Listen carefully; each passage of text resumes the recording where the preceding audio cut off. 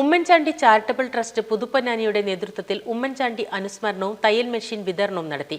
പുതുപ്പൊന്നാനിയിലെ യുവ കവയത്രി ഫർഹ ഹനീഫിനെ അനുമോദിക്കുകയും ചെയ്തു. പുതുപ്പൊന്നാനിയിൽ നടന്ന ചടങ്ങ് KPCC secretary PT Ajay Mohan ഉദ്ഘാടനം ചെയ്തു.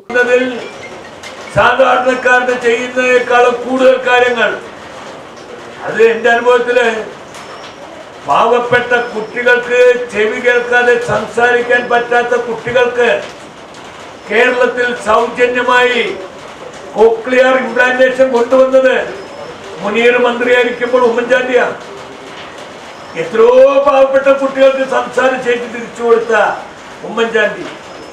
അങ്ങനെ അദ്ദേഹത്തെ കുറിച്ച് അദ്ദേഹത്തിന്റെ മരണശേഷമാണ് അദ്ദേഹത്തിന്റെ കയ്യിൽ നിന്ന് സഹായധനം കിട്ടിയവർ, സഹായങ്ങൾ ധനമായിട്ടല്ല മറ്റു കാര്യങ്ങൾ.